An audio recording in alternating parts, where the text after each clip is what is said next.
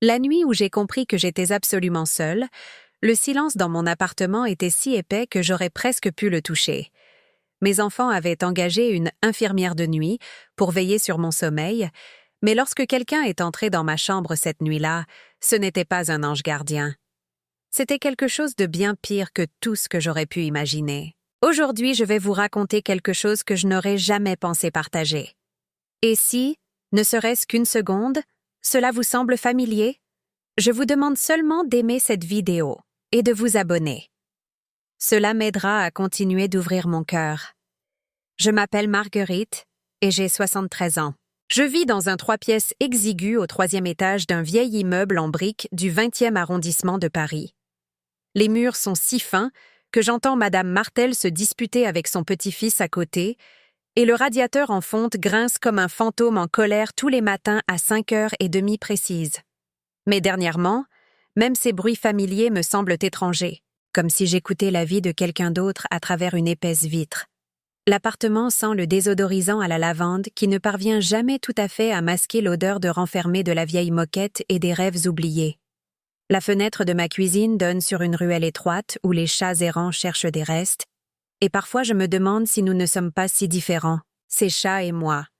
Tous deux attendant que quelqu'un se soucie assez de nous pour remarquer notre existence. Il y a 3 semaines, ma fille Sophie m'a appelée de son bureau à la Défense.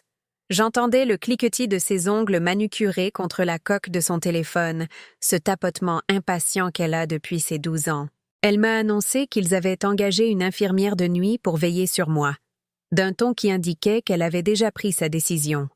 Son nom était Hélène. Elle passerait chaque soir vers 21h pour s'assurer que je prenais bien mes médicaments et que je dormais correctement. J'ai voulu lui dire que je n'avais pas besoin d'être surveillée comme une enfant. J'ai voulu lui dire que mes médicaments sont organisés dans un pilulier hebdomadaire, que je dors très bien depuis 7 décennies sans supervision. Mais les mots sont restés coincés dans ma gorge. Au lieu de cela, je me suis entendu dire que c'était très attentionné de sa part. Le premier soir où Hélène est venue, j'ai attendu près de la fenêtre de mon salon, guettant son ombre dans la rue en contrebas. À 21h précises, j'ai entendu des pas dans l'escalier, mesurés et professionnels. C'était une femme d'une 40aine d'années, avec des yeux bienveillants et des mains douces qui me rappelaient ma propre mère. Elle portait une blouse bleu pâle et un petit sac médical qu'elle a posé avec soin sur le comptoir de ma cuisine. Elle s'est présentée, Madame Dubois, d'une voix douce avec un léger accent que je n'arrivais pas à situer, et m'a expliqué qu'elle venait simplement s'assurer que j'étais bien installée pour la nuit. Elle a pris ma tension, a compté mes pilules et m'a demandé si j'avais besoin de quelque chose avant de me coucher. Quand je lui ai offert une tisane, elle a souri et a dit qu'elle adorerait une camomille si j'en avais. Nous nous sommes assises à ma petite table de salle à manger, et pour la première fois depuis des mois, je ne me suis pas sentie comme un fardeau. Je me suis sentie comme une personne digne d'attention. La deuxième nuit s'est déroulée de la même manière. Hélène est arrivée ponctuellement, a vérifié mes constantes vitales, et nous avons eu une conversation tranquille sur son jardin à Montreuil et mes souvenirs du potager que j'entretenais derrière notre ancienne maison à Lyon. Elle m'a parlé de ses 2 filles adolescentes et je lui ai montré des photos jaunies de mes petits-enfants. Mais la 3e nuit, tout a changé. J'étais allongée dans mon lit, portant ma chemise de nuit préférée avec les petites fleurs bleues, quand j'ai entendu le tour familier de la clé dans la serrure de mon appartement. J'ai souri dans le noir, reconnaissante de la présence d'Hélène. Mais quelque chose était différent. Les pas étaient plus lourds, plus déterminés. Il n'y a pas eu de léger coup frappé à la porte de ma chambre, pas de voix douce demandant comment je me sentais. À la place, j'ai entendu la porte du réfrigérateur s'ouvrir avec un bruit sec d'aspiration. Puis des tiroirs qui coulissaient dans ma cuisine. Le léger bruissement de papier qu'on déplaçait. Mon cœur a commencé à battre contre mes côtes comme un oiseau pris au piège. J'ai glissé la main sous mon oreiller, où j'avais pris l'habitude de garder le vieux couteau d'office de mon père, une habitude développée au cours des derniers mois, alors que mon quartier devenait moins sûr et que mon sentiment de sécurité diminuait. Le manche était usé et lisse après des décennies entre les mains de ma mère, puis les miennes, à éplucher des pommes et couper des légumes pour des dîners de famille qui n'existaient plus que dans ma mémoire. À travers la fente sous la porte de ma chambre, je pouvais voir le faisceau d'une lampe de poche danser sur le mur de mon salon. Ce n'était pas Hélène. Hélène allumait toujours la lampe près de mon canapé, remplissant l'espace d'une lumière jaune et chaude. C'était quelqu'un de complètement différent. La personne se déplaçait dans mon appartement comme si elle en connaissait l'agencement, ouvrant le tiroir de mon bureau où je gardais les papiers importants, fouillant dans la petite boîte en bois où je rangeais de l'argent liquide en cas d'urgence pour les courses.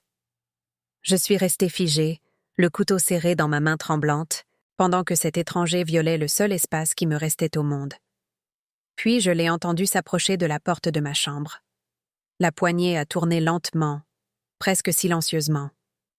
Une silhouette s'est glissée dans ma chambre et, dans la faible lumière du lampadaire extérieur, j'ai pu voir que c'était un jeune homme, peut-être 25 ans, portant des vêtements sombres et une casquette de baseball enfoncée sur le visage. Il n'était pas là pour vérifier ma santé ou compter mes pilules. Il était là pour voler une vieille femme qu'il pensait profondément endormie. Il s'est dirigé vers ma commode où je gardais la montre de mon défunt mari et la boîte à bijoux de ma mère. Ses mains étaient rapides et expertes alors qu'il ouvrait les tiroirs, cherchant des objets de valeur dans l'obscurité. Je retenais mon souffle, serrant le manche du couteau si fort que mes articulations me faisaient mal. Mais ensuite, il s'est tourné vers mon lit.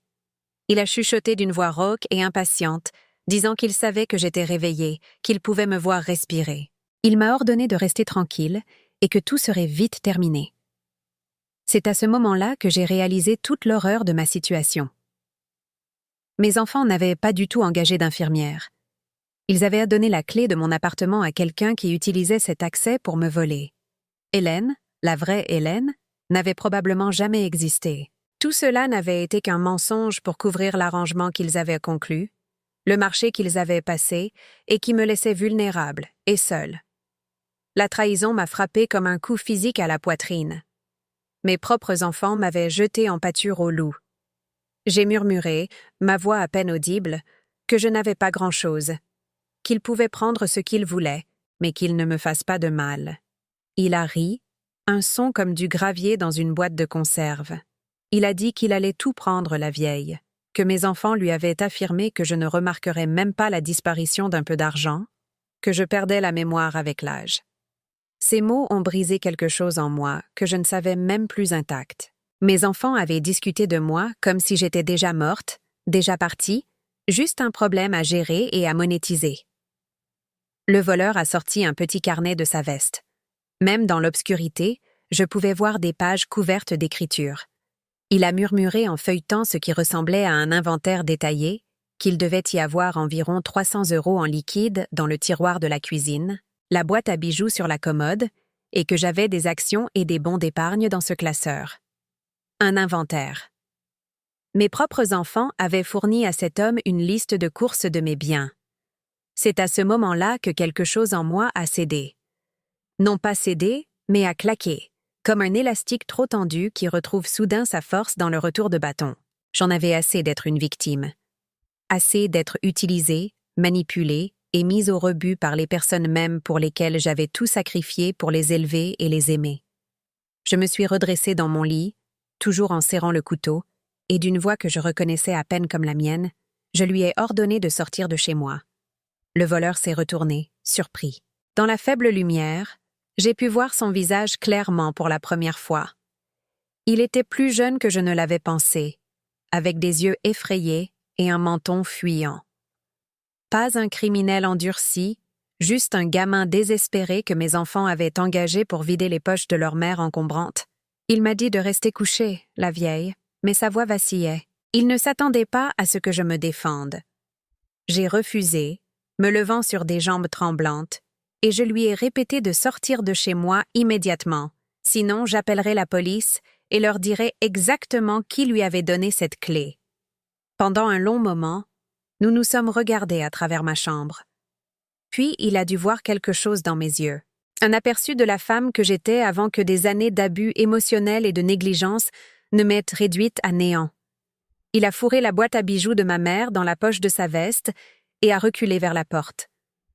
Il a marmonné que ce n'était pas fini, que ma famille avait de grands projets pour moi. Puis il a disparu la porte de mon appartement claquant derrière lui avec assez de force pour faire trembler les fenêtres. Je suis restée seule dans ma chambre, le couteau à la main, le cœur battant, comprenant enfin toute l'étendue de la trahison de mes enfants. Ils ne se contentaient pas de me négliger. Ils œuvraient activement pour me dépouiller de tout ce qui me restait, morceau par morceau, jusqu'à ce qu'il ne reste plus rien de Marguerite Dubois qu'une signature sur les documents légaux dont ils avaient besoin pour prendre le contrôle total de ma vie. Mais quelque chose s'était réveillé en moi pendant ces minutes terrifiantes.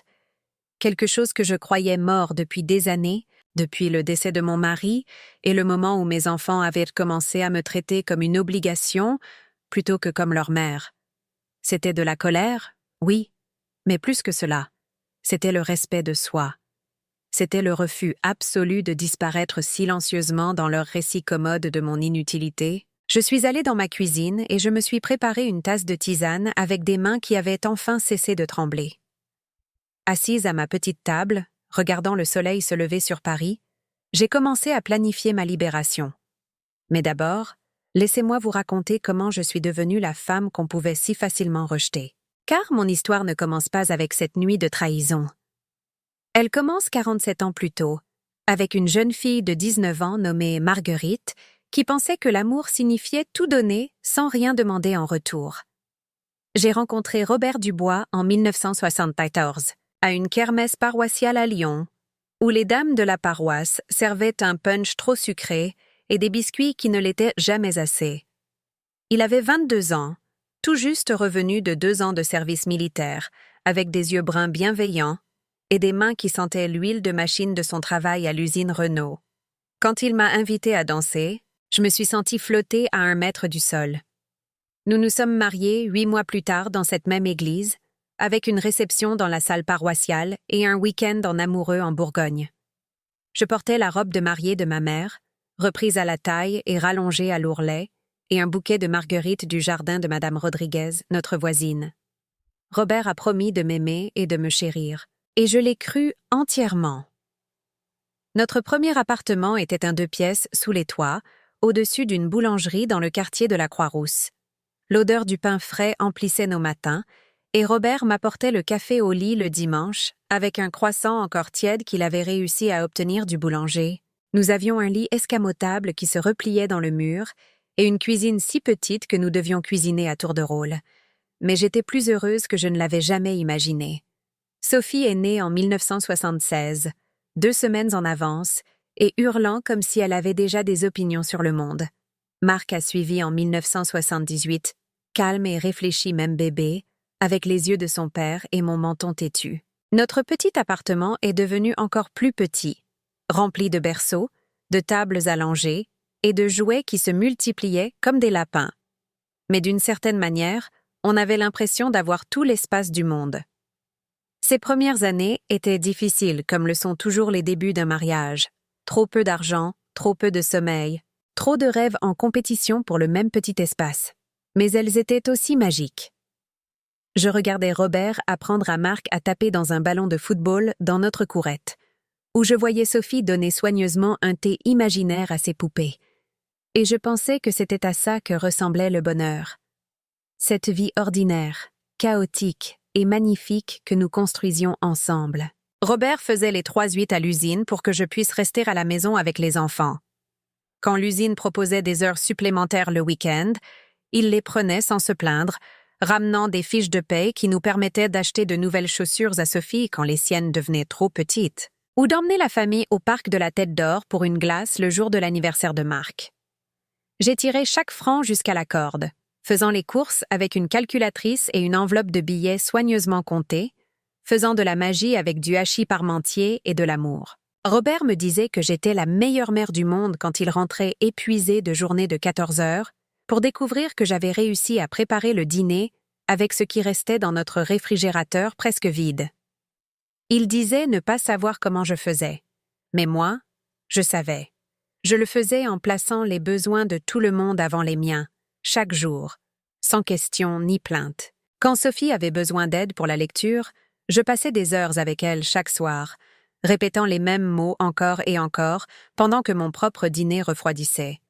Quand Marc a attrapé une pneumonie à 5 ans, J'ai dormi sur une chaise à côté de son lit pendant 6 nuits, vérifiant sa respiration toutes les quelques minutes, pendant que Robert travaillait pour payer ses médicaments. Je ne me sacrifiais pas en martyr. Je les aimais de la seule façon que je connaissais, complètement, sans égoïsme, de toutes les fibres de mon être.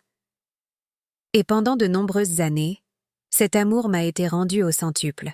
Sophie me rapportait des pissenlits du jardin en déclarant que c'étaient les plus belles fleurs du monde. Marc se blottissait sur mes genoux pour les histoires du soir, son petit corps chaud me faisant une confiance absolue pour éloigner les monstres. À mesure que les enfants grandissaient, nos traditions familiales sont devenues l'épine dorsale de nos vies. Chaque samedi matin, nous faisions des crêpes en forme d'animaux. Robert excellait dans les éléphants, je me spécialisais dans les papillons, et les enfants créaient des créatures qui n'existaient que dans leur imagination.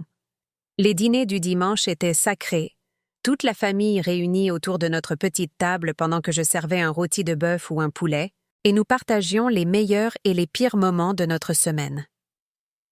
Les albums photos de cette époque sont remplis de fêtes d'anniversaire dans notre salon, de matins de Noël avec des cadeaux emballés dans du papier journal, de pique-niques estivaux où Robert poussait les enfants sur les balançoires jusqu'à ce que ses bras lui fassent mal. Sur chaque photo, nous rions, nous nous étreignons ou nous nous tenons simplement proches les uns des autres. Une unité, une équipe, une famille. Mais progressivement, presque imperceptiblement, les choses ont commencé à changer. Cela a commencé quand Sophie a eu 13 ans et a soudain trouvé tout ce que je faisais embarrassant. L'expression « Maman, tu ne comprends rien » est devenue son refrain constant. Les vêtements que je choisissais pour elle n'allaient pas, les déjeuners que je préparais n'allaient pas. La façon dont je lui disais au revoir en la déposant à l'école était mortifiante. Je me disais que c'était un comportement normal d'adolescente, qu'elle reviendrait vers moi un jour. Marc, quant à lui, est devenu plus silencieux et plus distant. Il me laissait encore l'embrasser pour lui souhaiter bonne nuit, mais les conversations devenaient de plus en plus difficiles. Quand je lui demandais comment s'était passée sa journée à l'école, il haussait les épaules et répondait que ça allait, puis disparaissait dans sa chambre avec ses devoirs et ses vignettes Panini. Je me suis convaincue qu'il devenait simplement plus indépendant, que c'était un développement sain.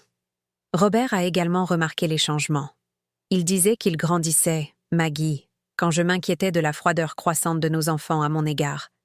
C'était ce que faisaient les enfants, disait-il. Ils s'éloignaient de leurs parents pour découvrir qui ils étaient. Mais devaient-ils s'éloigner si fort, demandai-je, et il me serrait dans ses bras et me promettait qu'ils m'aimaient toujours, qu'ils apprenaient simplement à aimer différemment. Quand Sophie a obtenu son bac, elle a annoncé qu'elle allait à la Sorbonne à Paris pour étudier le commerce.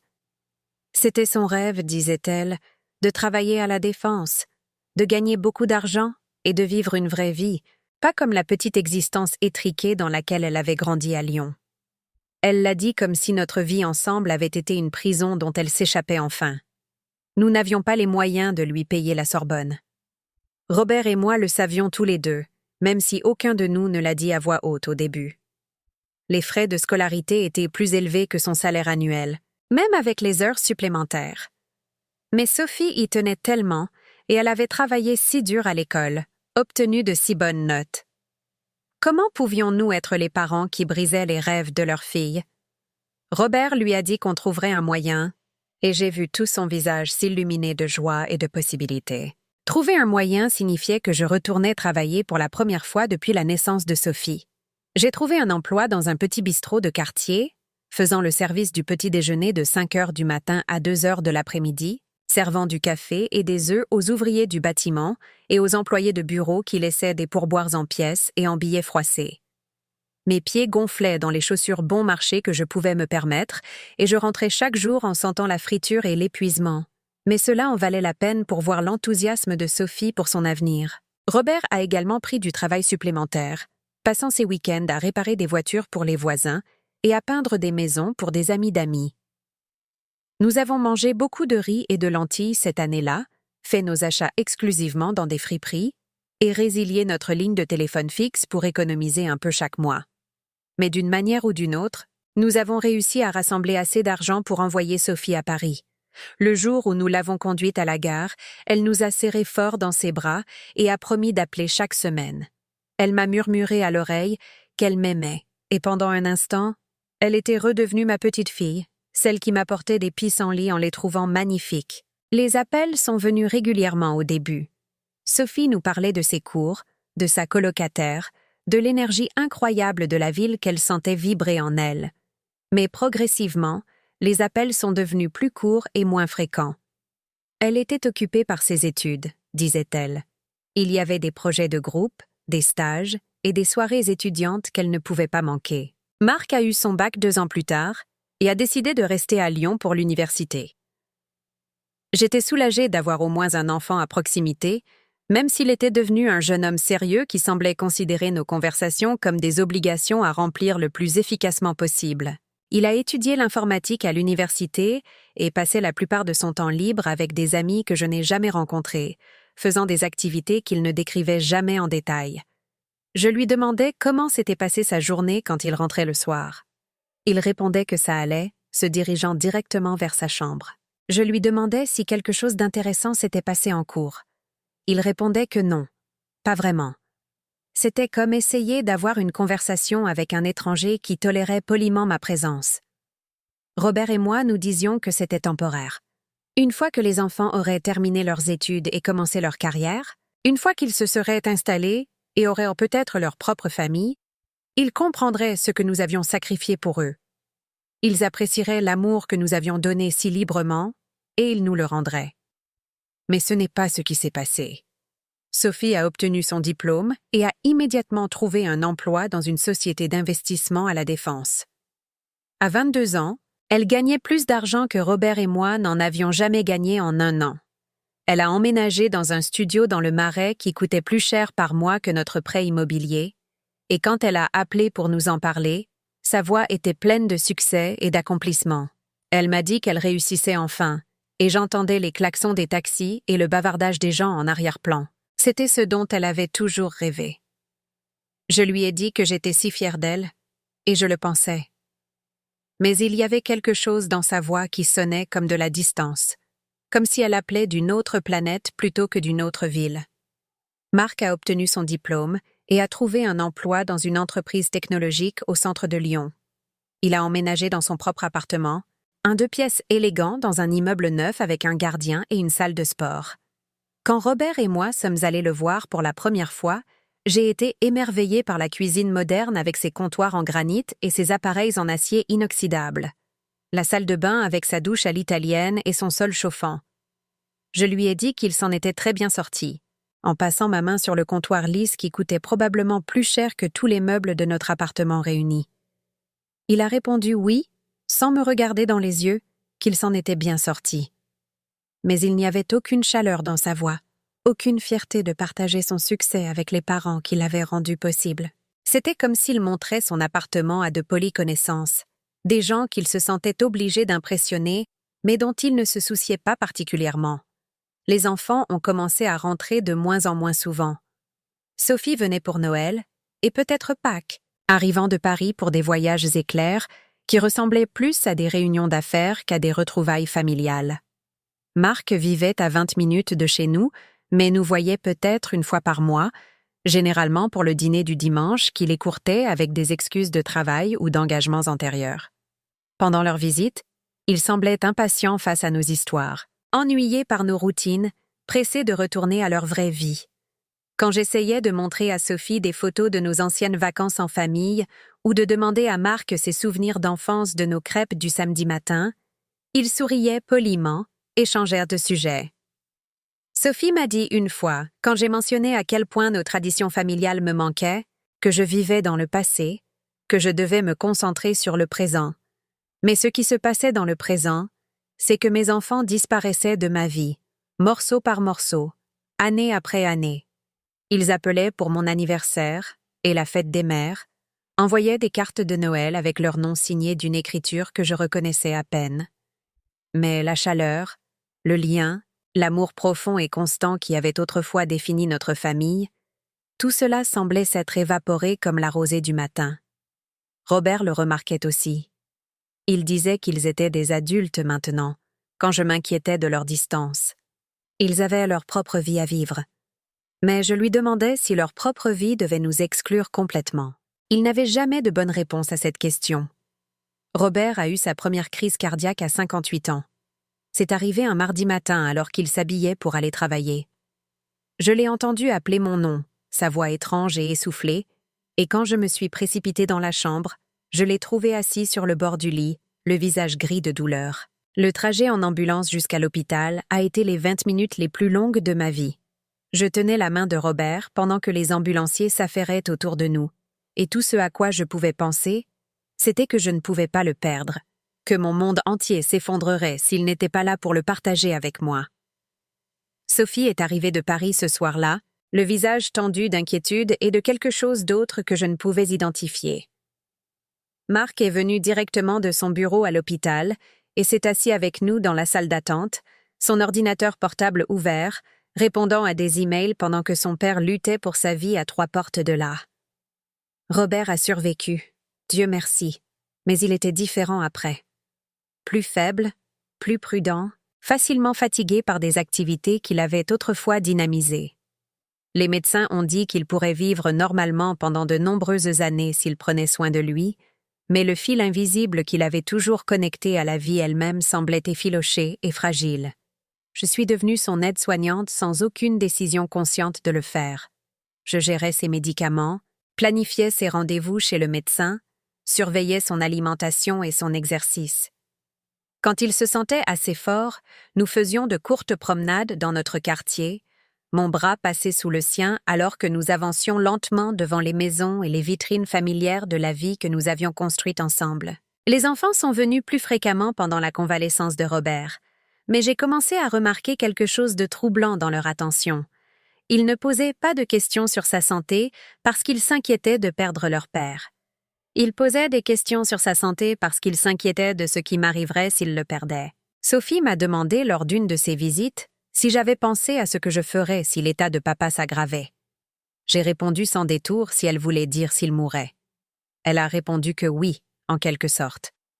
Que je ne pouvais pas m'occuper de cet appartement toute seule, que je ne conduisais pas, que je n'y connaissais rien en finance, en assurance ou en paperasse. Peut-être serait-il préférable que je commence à envisager d'autres arrangements de vie maintenant, pendant que j'avais encore le temps de planifier. D'autres arrangements de vie. Elle voulait dire une maison de retraite, bien qu'elle fût trop polie pour le dire directement. Je lui ai dit que son père n'était pas mourant et que le moment venu, s'il venait, je trouverais ce que je devais faire. Mais ces mots ont planté une graine de peur qui grandissait chaque jour. Que m'arriverait-il si Robert mourait? Nos économies étaient peu modestes au mieux, largement épuisées par des années de frais de scolarité et de factures médicales. L'appartement était en loyer modéré, mais restait cher avec un revenu de veuve. Et je devais admettre que Sophie avait raison sur mes compétences pratiques. Robert s'était toujours occupé des finances, des assurances, des affaires compliquées de la vie d'adulte. J'ai essayé de parler de mes peurs à Robert, mais il me semblait cruel de l'accabler de mes angoisses alors qu'il luttait si fort juste pour rester en vie. Au lieu de cela, j'ai commencé à prêter plus d'attention lorsqu'il faisait les comptes ou s'occupait des factures. Je posais des questions sur nos polices d'assurance et nos comptes de retraite, essayant de comprendre le paysage financier que je devrais peut-être un jour naviguer seul. Robert a vécu 6 ans de plus après sa crise cardiaque, des années plus calmes et plus tendres que les débuts de notre mariage. Nous avons appris à trouver de la joie dans de plus petites choses. Des mots croisés faits ensemble à la table de la cuisine, de vieux films regardés en se tenant la main sur notre canapé, des conversations qui serpentaient à travers des décennies de souvenirs partagés.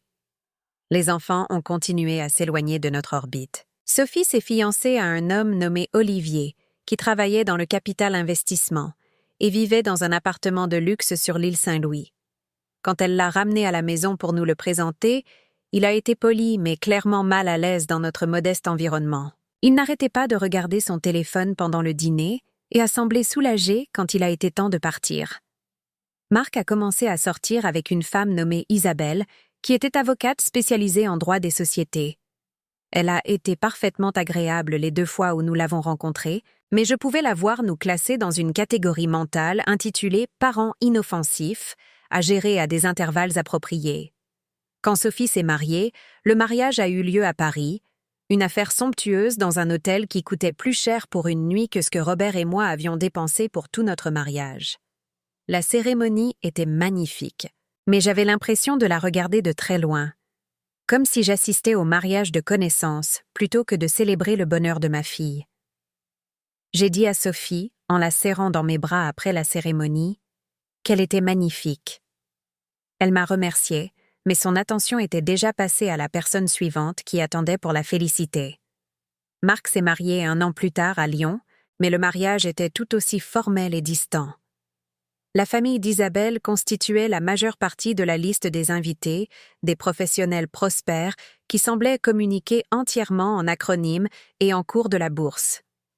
Pendant la réception, je me suis retrouvée assise à une table avec la vieille tante de Robert et 2 des grands-tantes d'Isabelle, toutes souriant poliment les unes aux autres pendant que la vraie fête se déroulait autour de nous. Les petits-enfants ont commencé à arriver peu de temps après. Sophie a eu des jumeaux, Emma et Léo, en 2008. Marc et Isabelle ont eu une fille nommée Chloé en 2010, suivie d'un fils nommé Hugo en 2012. Soudain, j'étais une grand-mère, un rôle dont j'avais rêvé pendant des années. Mais même les petits-enfants semblaient appartenir à la vie de quelqu'un d'autre, pas à la mienne. Sophie vivait à Paris avec sa famille dans un hôtel particulier qui avait coûté plusieurs millions d'euros. Quand je leur rendais visite, ce qui n'était pas souvent car les billets de train étaient chers et j'avais peur de prendre l'avion. Les jumeaux étaient polis mais réservés. Ils m'appelaient « Mamie Marguerite », d'une voix précautionneuse, et me montraient leur chambre et leurs jouets avec la même courtoisie qu'ils montreraient à n'importe quel visiteur adulte. Les enfants de Marc vivaient à 20 minutes, mais je les voyais peut-être 6 fois par an, généralement lors de fêtes d'anniversaire ou de jours fériés, où j'étais l'une des nombreuses adultes à se disputer leur attention. Chloé était timide et sérieuse, toujours avec un livre et l'air de préférer lire plutôt que de participer aux réunions de famille. Hugo était plus extraverti mais d'une manière théâtrale, comme s'il avait appris que certains comportements étaient attendus dans les situations sociales. J'ai essayé de créer un lien avec eux, comme j'imaginais que les grands-mères étaient censées le faire avec leurs petits-enfants. Je leur achetais des cadeaux pour leurs anniversaires. J'essayais de me souvenir de leurs couleurs et passe-temps préférés, je leur posais des questions sur l'école et les amis. Mais il y avait une barrière entre nous que je ne pouvais pas franchir, un mur invisible qui maintenait nos relations polies et superficielles. Peut-être était-ce parce qu'ils avaient tellement plus que ce que j'avais jamais pu donner à leurs parents. Ils vivaient dans de belles maisons avec leurs propres chambres et salles de bain, allaient dans des écoles privées, prenaient des cours de musique et faisaient du sport en club. Leur vie était structurée et privilégiée d'une manière qui rendait mes simples offrandes. Des biscuits faits maison, des écharpes tricotées à la main, des histoires sur l'enfance de leurs parents, désuètes et sans pertinence. Ou peut-être était-ce parce que leurs parents ne leur avaient jamais parlé des sacrifices que Robert et moi avions faits pour leur donner une vie meilleure. Peut-être que Sophie et Marc avaient réécrit l'histoire de leur enfance, en supprimant les parties où leurs parents cumulaient les emplois et se privaient pour que leurs enfants puissent avoir ce dont ils avaient besoin. Quelle que soit la raison, je suis restée pour toujours à la périphérie de la vie de mes petits-enfants, un personnage secondaire dans les histoires qu'ils écrivaient sur eux-mêmes. Robert est mort un jeudi matin d'avril 2019. Il s'était senti fatigué la veille, plus fatigué que d'habitude, et je lui avais suggéré de prendre rendez-vous avec son cardiologue. Mais quand je me suis réveillée à côté de lui ce matin-là, il était parti. Son visage paisible et immobile dans la lumière du matin qui filtrait par la fenêtre de notre chambre. Les secouristes ont été gentils mais factuels. Il n'y avait rien à faire, ont-ils expliqué. Son cœur s'était simplement arrêté pendant la nuit, probablement sans douleur ni peur. Après 43 ans de mariage, Robert m'avait quitté aussi discrètement qu'il avait vécu. Les funérailles ont attiré de nombreux voisins et vieux amis, des gens qui se souvenaient de Robert comme d'un homme bon qui avait travaillé dur et aimé sa famille. Sophie et Marc ont prononcé des éloges funèbres qui dépeignaient leur père comme un parent et un pourvoyeur dévoué, ce qu'il avait certainement été. Mais en les écoutant parler, j'avais l'impression qu'ils parlaient d'un personnage de livre plutôt que de l'homme qui leur avait apporté le café au lit quand ils étaient malades, qui leur avait appris à faire du vélo, à conduire une voiture et à tenir un budget. Après la cérémonie, après la réception, Après que le dernier plat ait été rendu et la dernière carte de condoléances lue, je me suis retrouvée seule dans l'appartement que Robert et moi avions partagé pendant 23 ans. Le silence était différent de tout silence que j'avais connu. Ni paisible, ni reposant, mais vide, d'une manière qui semblait résonner dans chaque pièce. Les enfants ont été attentifs pendant quelques semaines après les funérailles, appelant régulièrement et passant me voir. Mais progressivement, inévitablement, ils sont retournés à leur propre vie et à leur propre routine. Et je me suis retrouvée à devoir apprendre à être une veuve, à être seule, à être Marguerite Dubois au lieu de la moitié de Marguerite et Robert. C'est là que les vrais changements ont commencé. Moins d'un mois après la mort de Robert, Marc a commencé à suggérer que je serais peut-être plus heureuse dans un appartement plus petit. Il disait que cet endroit était trop grand pour moi maintenant quand il venait me voir, que le loyer n'allait faire qu'augmenter et que je serais plus à l'aise quelque part, avec moins d'entretien et moins d'escaliers à monter. Sophie a abordé le problème sous un angle différent. Lors de nos conversations téléphoniques, elle mentionnait nonchalamment des résidences pour seniors dont elle avait entendu parler, des endroits où les personnes âgées pouvaient conserver leur indépendance tout en ayant accès à des services de soutien. Elle précisait rapidement que ce n'était pas une maison de retraite, mais plutôt un village de vacances où tout le monde se trouvait avoir plus de 65 ans. Je comprenais ce qu'il disait vraiment. Ils voulaient me faire disparaître dans un cadre institutionnel où je ne serais plus leur responsabilité, où ils pourraient venir de temps en temps et avoir l'impression d'être de bons enfants sans avoir à s'occuper réellement de leur mère vieillissante. Mais je n'étais pas prête à disparaître. J'avais 70 ans, pas 90. J'étais en bonne santé, mobile, capable de prendre soin de moi. Plus important encore, l'appartement parisien était le dernier endroit sur Terre où je me sentais encore connectée à Robert, à l'enfance de mes enfants, à la femme que j'avais été avant que le chagrin et la solitude ne commencent à m'effacer petit à petit.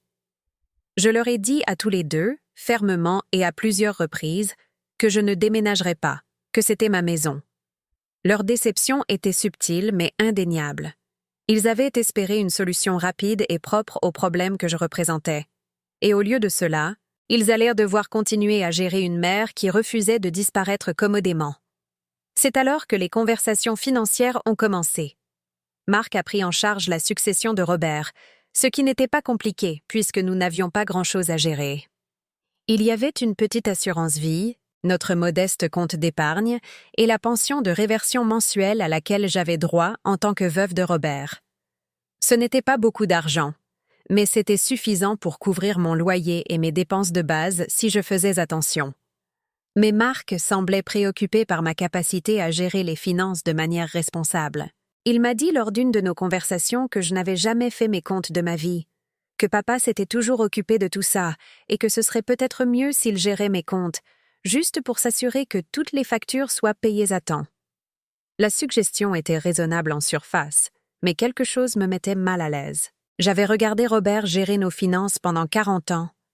Je comprenais comment fonctionnaient les budgets, comment prioriser les dépenses, comment faire durer un euro quand c'était nécessaire. Ce n'est pas parce que je n'avais jamais été celle qui signait les chèques que j'étais incapable d'apprendre. J'ai dit à Marc que j'appréciais son inquiétude, mais que je pensais pouvoir gérer mon propre argent. Sa déception était plus évidente cette fois. Il a insisté, disant qu'il essayait juste de m'aider, qu'il ne voulait pas que je sois perdue ou dépassée. Perdue. Dépassée. Comme si je glissais déjà vers la sénilité à l'âge de 70 ans. Sophie a abordé la même question sous son propre angle. Lors d'une de ses visites, elle a suggéré que je devrais peut-être envisager de lui donner une procuration, juste par précaution au cas où je deviendrais un jour incapable de prendre des décisions par moi-même. Elle a expliqué que c'était juste une mesure de sécurité. J'étais en bonne santé maintenant, mais que se passerait-il si j'avais un AVC, ou si je développais une démence sénile? Si quelque chose m'arrivait, Marc et elle auraient besoin d'une autorité légale pour agir en mon nom. Encore une fois, la logique semblait saine. Mais il y avait quelque chose dans son ton, quelque chose d'empressé et d'anticipateur qui m'a fait hésiter. J'ai dit que j'allais y réfléchir. Sophie a répondu que bien sûr, je devais prendre mon temps. Mais je pouvais voir la frustration vaciller derrière son sourire poli. Au cours des mois suivants, les suggestions sont devenues plus insistantes. J'avais besoin d'aide pour gérer mes médicaments, disait-il, même si je n'avais jamais manqué une dose ou pris les mauvaises pilules. J'avais besoin que quelqu'un passe me voir régulièrement, disait-il, parce que vivre seul à mon âge était dangereux. Je devais simplifier ma vie, disait-il, parce que je vieillissais et devenais moins capable de gérer des décisions complexes. À chaque conversation, je me sentais devenir plus petite et plus impuissante à leurs yeux.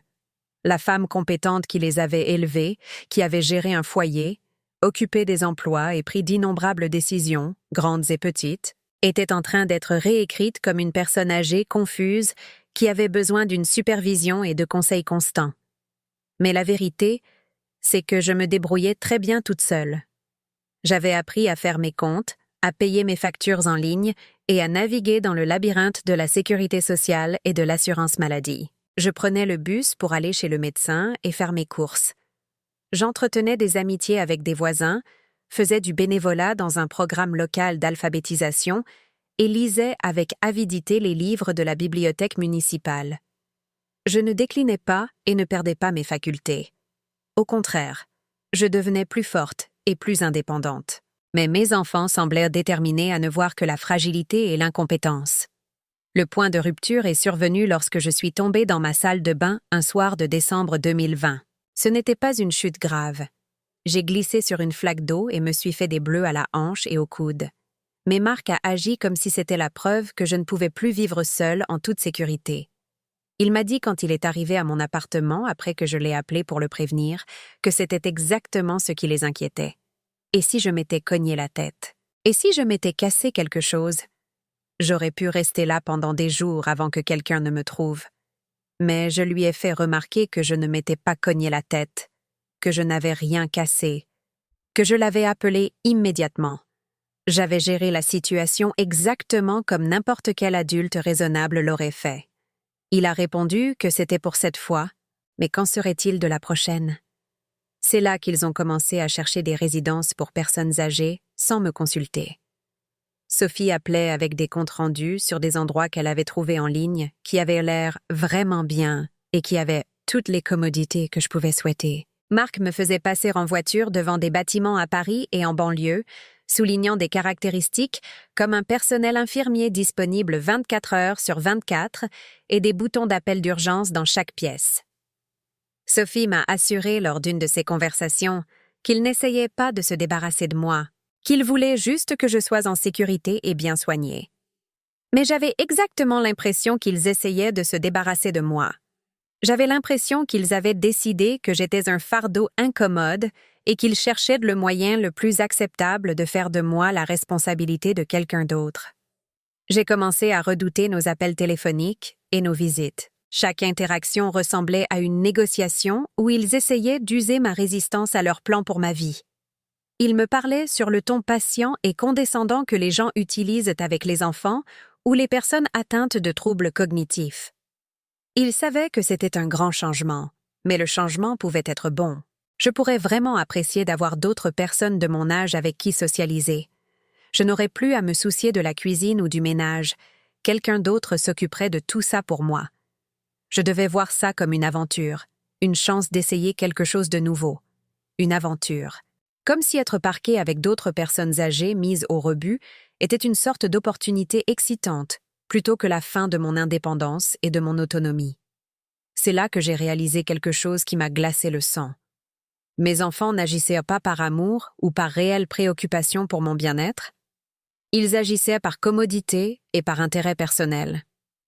Avoir une mère indépendante qui vivait seule et prenait ses propres décisions était un inconvénient pour eux.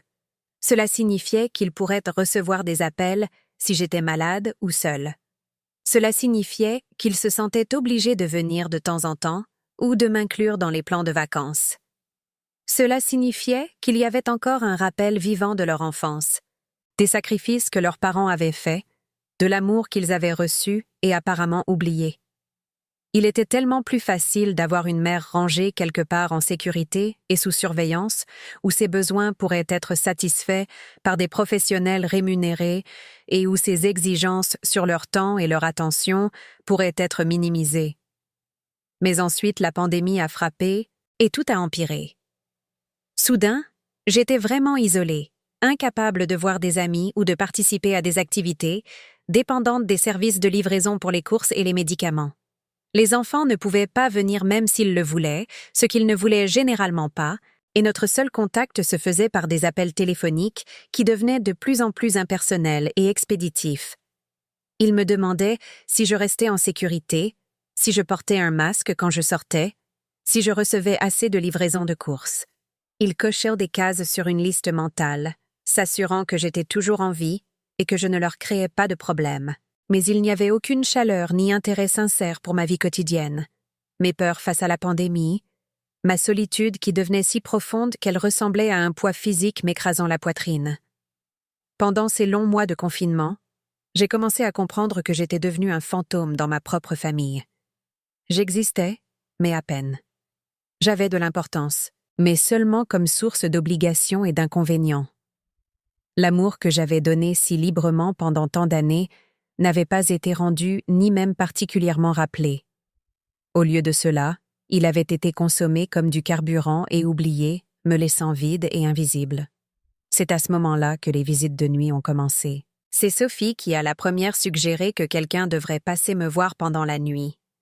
Elle m'a dit lors d'un de nos appels téléphoniques début 2021 que j'étais seule dans cet appartement 12 heures d'affilée. Et si je tombais et ne pouvais pas atteindre mon téléphone? Et si j'avais une urgence médicale? Il n'aurait aucun moyen de le savoir avant qu'il ne soit trop tard. J'ai souligné que j'avais un bracelet d'alerte médicale qui appellerait les secours si j'en avais besoin.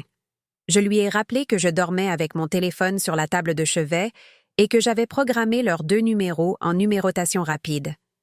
Mais elle a rejeté ces précautions comme étant insuffisantes. La technologie tombe en panne, maman.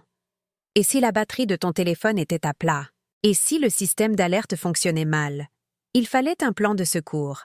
Le plan de secours, apparemment, était d'engager une infirmière de nuit qui passerait vers 21 heures chaque soir pour s'assurer que je prenais mes médicaments correctement et que je me préparais à me coucher en toute sécurité. L'infirmière aurait une clé de mon appartement et entrerait discrètement pour ne pas me déranger si j'étais déjà endormie. Marc a ajouté quand il a appelé pour discuter de l'arrangement que c'était juste pour leur tranquillité d'esprit. Il savait que j'étais capable de prendre soin de moi, mais il s'inquiétait des urgences. Je voulais refuser, mais ils avaient usé ma résistance avec des mois de pression et de manipulation. J'étais fatiguée de me battre contre eux, fatiguée de défendre ma compétence et mon indépendance, fatiguée de me sentir égoïste de vouloir vivre ma vie selon mes propres termes. J'ai dit d'accord. Si cela pouvait les rassurer, nous pouvions essayer pendant quelques semaines. C'est ainsi qu'Hélène est entrée dans ma vie, ou du moins c'est ce que je croyais. Hélène était tout ce que j'espérais d'une aide-soignante. Professionnelle mais chaleureuse, compétente mais pas condescendante. Elle respectait mon indépendance, tout en me rassurant sur le fait que quelqu'un se souciait de mon bien-être. Lors de ces brèves visites, elle vérifiait ma tension, préparait mes pilules pour le lendemain et s'enquérait de mon confort et de mes éventuelles préoccupations. Mais plus important encore, elle me traitait comme une personne digne d'être connue. Elle me demandait comment s'était passée ma journée, écoutait mes histoires sur le quartier, partageait de petits détails de sa propre vie. Pendant 20 ou 30 minutes chaque soir, je me sentais moins seule au monde. C'est pourquoi la trahison a été si dévastatrice quand j'ai enfin compris la vérité. Laissez-moi être claire sur ce qui s'est passé cette nuit-là, parce que les détails comptent, et parce que j'ai besoin que vous compreniez toute l'étendue de la conspiration de mes enfants contre moi. La personne qui est entrée dans mon appartement avec ma clé, qui m'a volé pendant que j'étais terrifiée dans mon lit, n'était pas un criminel au hasard à qui mes enfants avaient par inadvertance donné accès. D'après ce qu'il m'a dit avant de partir, mon fils et ma fille lui avaient fourni des informations détaillées sur mes biens, mes habitudes et mes vulnérabilités. Il lui avait donné un inventaire de tout ce qui valait la peine d'être volé, et il lui avait assuré que je devenais oublieuse et confuse, peu susceptible de remarquer de petits vols ou de s'en souvenir assez clairement pour créer des problèmes. En d'autres termes, ils m'avaient livré à quelqu'un qu'ils savaient qu'il me victimiserait, quelqu'un qu'ils avaient essentiellement engagé pour dépouiller mon appartement de tout objet de valeur pendant que je dormais. Mais pourquoi aurait-il fait une telle chose? La réponse est devenue claire au cours des jours suivants, alors que je commençais à enquêter sur les arrangements financiers qu'ils avaient pris à mon insu et sans mon consentement. Cela a commencé avec les paiements de l'infirmière de nuit. Quand j'ai appelé l'agence dont le nom figurait sur le contrat que j'avais trouvé, il n'avait aucune trace de l'embauche d'une personne nommée Hélène pour s'occuper de moi. En fait, il n'avait aucune trace de mon dossier.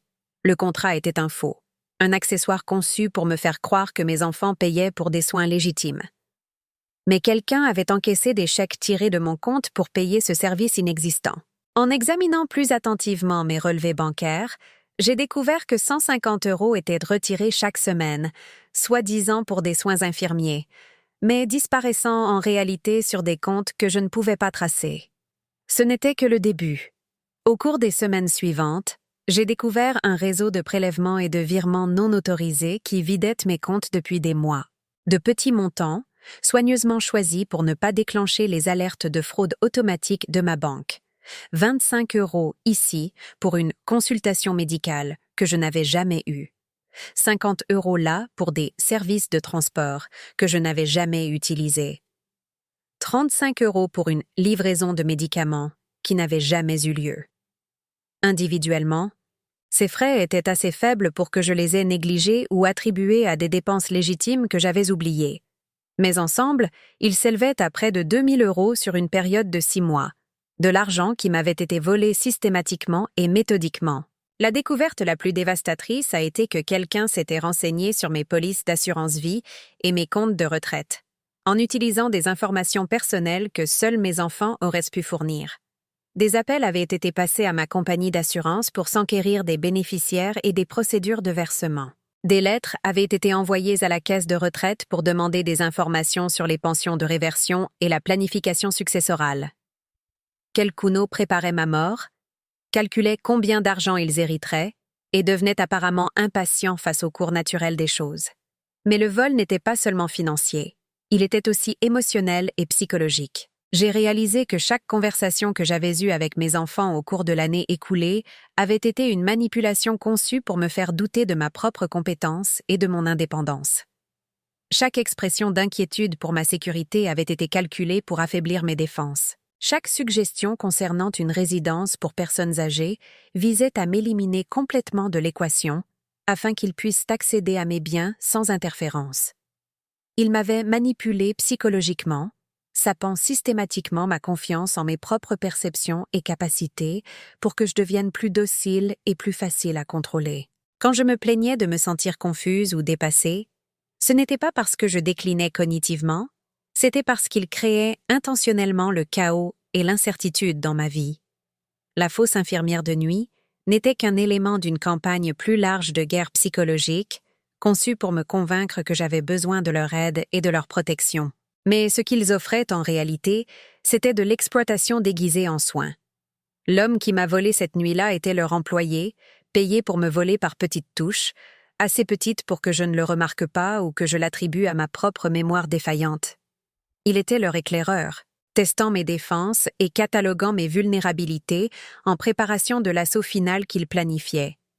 Je ne sais pas s'ils avaient l'intention que je découvre la vérité cette nuit-là.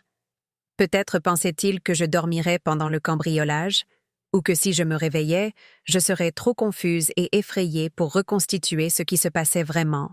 Peut-être pensaient-ils que je m'en prendrais à moi-même, que je supposerais que j'avais imaginé des choses ou mal compris la situation. Mais ils m'ont sous-estimé. Ils avaient passé tellement de mois à me traiter comme une vieille femme impuissante et confuse qu'ils avaient oublié que j'étais toujours la même personne qui les avait élevés, protégés et s'était sacrifiée pour eux pendant des décennies. J'étais toujours capable de penser clairement, d'agir de manière décisive et de me défendre quand j'étais acculée. Le couteau sous mon oreiller n'était pas seulement une arme, c'était un symbole de mon refus d'être victimisée en silence. Et quand je me suis levée dans cette chambre sombre, et que j'ai dit à ce voleur de sortir de chez moi, je ne défendais pas seulement mes biens. Je défendais ma dignité, mon autonomie et mon droit d'exister dans le monde comme autre chose qu'une proie. Mais la confrontation avec le voleur n'était que le début de mon éveil. Le vrai travail de libération a commencé le lendemain matin, lorsque je me suis assise à ma table de cuisine, buvant une tisane avec des mains qui avaient enfin cessé de trembler et que j'ai commencé à planifier ma révolte. La première étape a été la documentation. J'ai passé toute la journée suivante à examiner mes dossiers financiers, à imprimer des relevés bancaires et à créer une chronologie des prélèvements non autorisés et des activités suspectes. J'ai fait des copies de tout et les ai rangées dans un dossier intitulé « Preuves », que j'ai gardé dans le placard de ma chambre derrière les manteaux d'hiver que mes enfants ne penseraient jamais à fouiller. La deuxième étape a été de changer tous mes mots de passe et codes de sécurité. J'ai appelé ma banque, mes sociétés de cartes de crédit et toutes les autres institutions financières qui détenaient mes informations, les alertant d'une fraude potentielle et demandant de nouveaux numéros de compte. J'ai mis en place des alertes par email pour toute transaction supérieure à 25 € et des notifications quotidiennes par SMS du solde de mes comptes. La troisième étape a été de sécuriser mon appartement. J'ai fait installer de nouvelles serrures sur ma porte d'entrée et n'ai donné les clés qu'à Madame Martel, ma voisine, qui m'avait proposé plusieurs fois au fil des ans de m'aider si j'en avais besoin. J'ai installé une caméra de sécurité dans mon couloir qui enregistrerait toute personne entrant ou sortant de mon appartement. J'ai acheté un petit coffre-fort pour stocker les documents importants et l'argent liquide que je gardais pour les vraies urgences. Mais l'étape la plus importante a été émotionnelle. Je devais cesser de protéger mes enfants des conséquences de leurs actes. Pendant 47 ans, j'avais trouvé des excuses à leur égoïsme, justifié leur froideur, et je m'étais convaincue que leur indifférence n'était que de l'indépendance. Je m'étais dit qu'ils étaient occupés, qu'ils avaient leur propre vie à vivre, qu'il était injuste de ma part d'attendre plus d'attention et d'affection qu'ils n'étaient capables d'en donner. Mais ce qui s'était passé cette nuit-là n'était pas de l'indépendance ou de la négligence née d'emploi du temps chargé. C'était de l'exploitation délibérée et calculée. Ils avaient regardé leur mère vieillissante et n'avaient vu qu'un obstacle à leur héritage, un problème à résoudre, une ressource à extraire. Ils avaient engagé quelqu'un pour me voler pendant que je dormais. Ils avaient volé de l'argent sur mes comptes tout en prétendant organiser des soins pour moi. Ils avaient systématiquement travaillé à saper ma confiance et mon indépendance tout en prétendant s'inquiéter pour ma sécurité. Le plus dévastateur, c'est qu'ils avaient fait tout cela en maintenant l'apparence d'enfants aimants et dévoués qui essayaient simplement d'aider leur mère âgée à surmonter les défis du vieillissement. La trahison était si complète, si stupéfiante par son ampleur et sa cruauté, que j'ai eu du mal à la traiter émotionnellement. Comment concilier 47 ans d'amour maternel avec la découverte que vos enfants vous voient comme une cible, une victime, une source de biens à récolter? Mais alors que j'étais assise dans ma cuisine ce matin-là, entourée de papiers documentant leurs crimes contre moi, j'ai ressenti quelque chose que je n'avais pas connu depuis des années. La clarté. Pour la première fois depuis la mort de Robert, je pouvais voir ma situation clairement, sans le brouillard de culpabilité et d'obligation qui avait obscurci mon jugement. Mes enfants n'étaient pas des adultes bien intentionnés, mais maladroits, essayant d'aider leur mère vieillissante. C'étaient des prédateurs qui m'avaient identifié comme une proie vulnérable et qui travaillaient systématiquement à m'exploiter et à m'éliminer. La prise de conscience était à la fois terrifiante et libératrice. Terrifiante parce que cela signifiait que j'étais vraiment seule au monde, sans les liens familiaux sur lesquels j'avais compté pour un soutien émotionnel et pratique. Mais libératrice parce que cela signifiait que j'étais libre de cesser de faire semblant, de trouver des excuses et de protéger des personnes qui travaillaient activement à me nuire. Cet après-midi-là, j'ai appelé Marc. Il a répondu à son téléphone d'un « bonjour maman », sa voix portant ce ton familier d'obligation polie, et il m'a demandé comment je me sentais aujourd'hui. Je ressentais beaucoup de choses, de la colère, de la trahison, le cœur brisé et de la détermination. Mais je n'ai rien partagé de tout cela avec lui. Au lieu de cela, j'ai dit que je devais leur parler, à lui et à Sophie, de quelque chose d'important. J'ai demandé si nous pouvions organiser un appel vidéo pour le soir même. Il a répondu bien sûr, et je l'ai entendu consulter son agenda. Il a demandé si tout allait bien, si mon ton était contrarié. Je lui ai dit que nous en discuterions ce soir-là, à 19h, et qu'il devait s'assurer que Sophie soit disponible. J'ai passé le reste de la journée à me préparer pour ce que je savais être la conversation la plus importante de ma vie. J'ai organisé mon dossier de preuves, j'ai répété ce que je voulais dire, et je me suis préparée émotionnellement aux réactions que je m'attendais à recevoir. Je n'étais pas prête à pardonner ou à me réconcilier. Leurs explications ou excuses ne m'intéressaient pas. J'en avais fini d'être leur victime, et j'étais prête à le leur dire directement et sans équivoque. À 19 heures précises, j'ai ouvert mon ordinateur portable et j'ai rejoint l'appel vidéo. Sophie est apparue la première, appelant de ce qui ressemblait à son bureau à domicile, son visage soigneusement composé dans une expression d'attention concernée. Marc l'a rejointe quelques minutes plus tard, son appartement visible derrière lui avec ses meubles coûteux et ses baies vitrées. Sophie a dit bonjour d'un ton enjoué, ajoutant que Marc lui avait dit que je voulais leur parler, et elle a demandé ce qui se passait. Je les ai regardés à travers l'écran. Ma fille avec ses cheveux parfaitement coiffés et son chemisier de marque, mon fils avec sa confiance décontractée et sa posture détendue, et pendant un instant, j'ai ressenti une impulsion maternelle familière de les protéger de la douleur, de trouver un moyen d'aplanir le conflit et de préserver nos relations familiales. Mais ensuite, je me suis souvenu de l'homme dans ma chambre, de l'inventaire de mes biens dans son carnet, de sa mention désinvolte des plans qu'ils avaient faits pour moi. Je me suis souvenu du faux contrat, de l'argent volé, des mois de manipulation psychologique conçus pour me faire douter de mes propres perceptions. Je leur ai annoncé sans préambule que quelqu'un était entré par effraction chez moi la nuit précédente. Quelqu'un qui avait une clé et une connaissance détaillée de mes biens et de mes habitudes. Quelqu'un qu'ils avaient engagé pour me voler pendant que je dormais. Le silence qui a suivi a été profond. J'ai observé attentivement leur visage, cherchant le moindre signe de surprise ou de confusion sincère. Mais ce que j'ai vu à la place, c'est un rapide échange de regards entre eux, un moment de communication silencieuse qui m'a dit tout ce que j'avais besoin de savoir. Sophie a finalement dit que c'était terrible, et elle m'a demandé si j'avais appelé la police, si j'étais blessée. Je l'ai interrompue, ma voix assez vive pour percer son jeu d'actrice. Je lui ai dit d'arrêter, de ne pas faire semblant de ne pas savoir de quoi je parlais. J'avais trouvé le faux contrat, les prélèvements non autorisés sur mes relevés bancaires. Je savais pour les demandes d'informations à ma compagnie d'assurance et à la caisse de retraite. Marc s'est légèrement penché en avant, son expression passant d'une préoccupation feinte à quelque chose de plus calculateur. Il a dit que j'étais confuse, que le cambriolage m'avait peut-être effrayée plus que je ne le réalisais. Il m'a proposé de venir pour m'aider à y voir plus clair.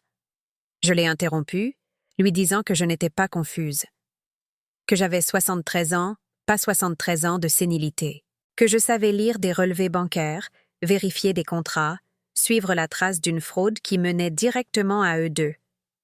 Après un autre moment de silence, Sophie a essayé une autre approche. Elle a dit que, même s'il y avait quelques irrégularités dans mes comptes, elle était sûre qu'il y avait une explication raisonnable. Peut-être qu'il y avait eu une sorte d'usurpation d'identité ou que l'agence de soins avait fait des erreurs de facturation. Ces choses arrivaient tout le temps aux personnes âgées. Des personnes âgées. La condescendance dans sa voix était si épaisse que j'aurais presque pu la goûter. J'ai répondu que l'explication raisonnable était que mes enfants m'avaient systématiquement volé tout en prétendant organiser des soins pour moi. Que l'explication raisonnable était qu'ils avaient donné à un voleur ma clé et un inventaire de mes biens pour qu'il puisse me voler par petites touches, assez petites pour que je ne le remarque pas. Marc a dit que c'était insensé, sa voix s'élevant légèrement. Pourquoi ferait-il une chose pareille? Ils étaient mes enfants. Ils m'aimaient. Je leur ai demandé s'ils m'aimaient vraiment, parce que l'amour ne ressemble pas à du vol. L'amour ne ressemble pas à l'embauche d'étrangers pour violer la maison et la sécurité de sa mère. L'amour ne ressemble pas à la manipulation de quelqu'un pour lui faire croire qu'il est incompétent afin de pouvoir contrôler ses biens. J'ai attrapé le dossier de preuves que j'avais préparé et je l'ai brandi devant la caméra. Je leur ai dit que j'avais des documents pour tout. Chaque fausse facture, chaque retrait non autorisé, chaque mensonge qu'ils avaient raconté sur mes soins et ma sécurité. Je savais exactement ce qu'ils avaient fait et je savais exactement pourquoi ils l'avaient fait.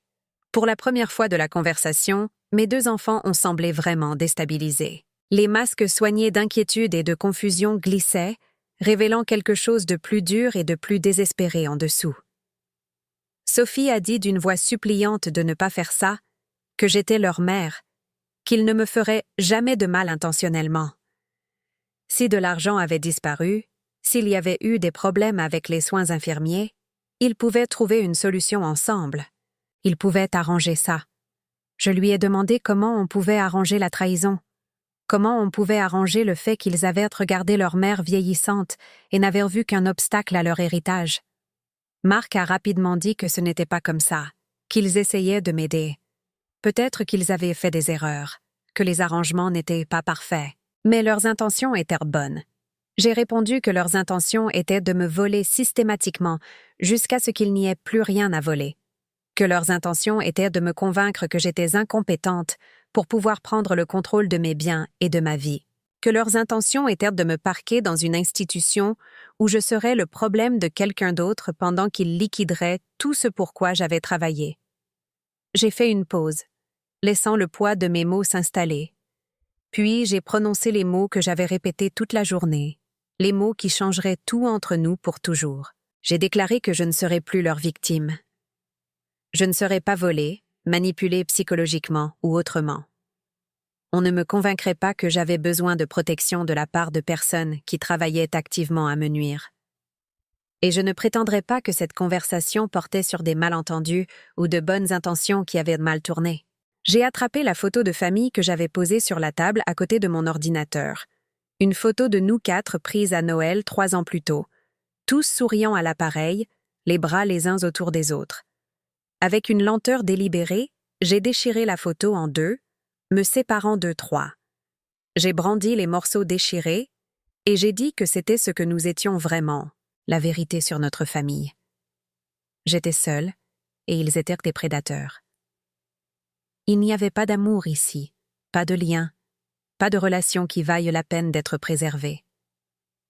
Sophie s'est mise à pleurer, bien que j'ai remarqué que les larmes semblaient plus frustrées que véritablement tristes. Elle m'a supplié de ne pas faire ça, de ne pas jeter toute notre famille à la poubelle pour un malentendu, qu'on pouvait arranger les choses, les améliorer.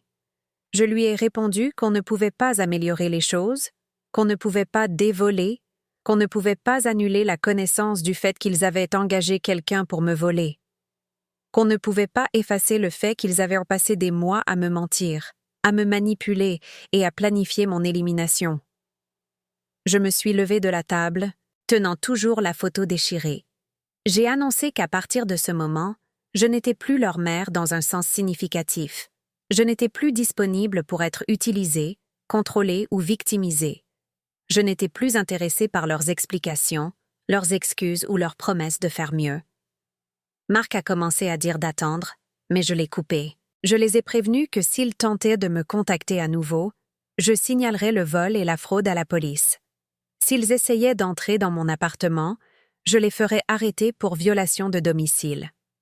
S'ils répandaient des mensonges sur ma compétence mentale ou ma capacité à prendre soin de moi, j'engagerais des poursuites judiciaires pour diffamation. Je me suis approchée de mon ordinateur, me préparant à mettre fin à l'appel, mais j'avais une dernière chose à dire. J'ai passé 47 ans à vous aimer inconditionnellement, à me sacrifier pour vous volontairement et à vous protéger des conséquences de votre propre égoïsme. Je vous ai tout donné, et vous m'avez remercié en me traitant comme une proie. Mais je ne suis pas une proie. Je ne suis pas une victime. Je suis une femme qui a enfin cessé de protéger les personnes qui travaillaient activement à la détruire. J'ai cliqué sur le bouton pour mettre fin à l'appel, et leurs visages ont disparu de mon écran, me laissant seule dans mon appartement silencieux, avec les morceaux de notre photo de famille déchirés éparpillés sur la table devant moi. Pendant un long moment, je suis restée assise dans le silence, sentant le poids de ce que je venais de faire s'abattre sur moi comme une lourde couverture. J'avais coupé les ponts avec mes enfants, je m'étais coupée des derniers liens familiaux qui me restaient au monde. En une seule conversation, j'étais passée de mère et grand-mère à être vraiment, complètement seule. Mais alors que le choc initial s'estompait, j'ai réalisé que je ressentais quelque chose que je n'avais pas connu depuis des années, la paix. L'anxiété constante concernant leur approbation, leurs attentes, leurs plans pour ma vie, tout cela avait disparu. La culpabilité de ne pas être assez reconnaissante pour leur attention, pas assez docile à leurs suggestions, tout cela s'était évaporé. La peur de les décevoir ou de perdre leur amour, cette peur n'avait plus de sens maintenant car il n'y avait pas d'amour à perdre. J'étais libre. Cette nuit-là, pour la première fois depuis des mois, j'ai dormi sans le couteau sous mon oreiller. J'ai dormi sans sursauter à chaque bruit, sans craindre que quelqu'un n'entre dans mon appartement pour me faire du mal. Le vrai danger n'avait jamais été des criminels au hasard ou des urgences médicales. Ça avait été mes propres enfants. Et maintenant, j'étais protégée d'eux par le simple acte de refus. Mais ma libération n'était pas encore complète. Au cours des jours et des semaines suivants, ils ont tenté de reprendre leur pouvoir sur moi par toutes les tactiques de manipulation qu'ils avaient jamais apprises. Les appels téléphoniques ont commencé le lendemain matin. Sophie a appelé 6 fois avant midi, laissant des messages vocaux de plus en plus désespérés qui allaient de la colère aux supplications en passant par des menaces froides. Elle m'a accusée d'être mentalement instable, a prétendu que je faisais une sorte de dépression nerveuse qui nécessitait une intervention médicale, et a suggéré que mon comportement était la preuve que je ne pouvais plus vivre de manière indépendante. Quand je n'ai pas répondu à ces appels, elle a enrôlé Marc pour essayer une approche différente. Ses messages étaient plus calculés, se concentrant sur les préoccupations pratiques et les réalités financières. Il m'a rappelé que j'étais âgée, seule et vulnérable. Il a suggéré que me couper du soutien familial était dangereux et potentiellement fatal. Il a offert de pardonner mes accusations et de repartir à zéro si seulement je voulais bien être raisonnable et accepter leur aide. Quand les appels téléphoniques ont échoué, ils ont essayé les emails, les SMS et même une série de lettres livrées à mon immeuble. Chaque communication était conçue pour trouver un point de pression différent. Une vulnérabilité différente qu'ils pourraient exploiter pour reprendre le contrôle sur moi. Ils ont menacé d'appeler les services sociaux et de me signaler comme une personne âgée vulnérable, négligée ou se négligeant elle-même. Ils ont menacé de contacter mon médecin et d'exprimer leurs inquiétudes quant à mon état mental. Ils ont menacé de geler mes comptes bancaires en attendant une enquête sur ma compétence. Mais à chaque menace, chaque manipulation, chaque tentative de me ramener dans leur toile de contrôle, je devenais plus forte et plus certaine d'avoir fait le bon choix. Leur désespoir révélait la vérité sur notre relation d'une manière que leurs fausses préoccupations n'auraient jamais pu le faire. Ils ne s'inquiétaient pas de perdre une mère bien-aimée. Ils s'inquiétaient de perdre l'accès à leurs victimes.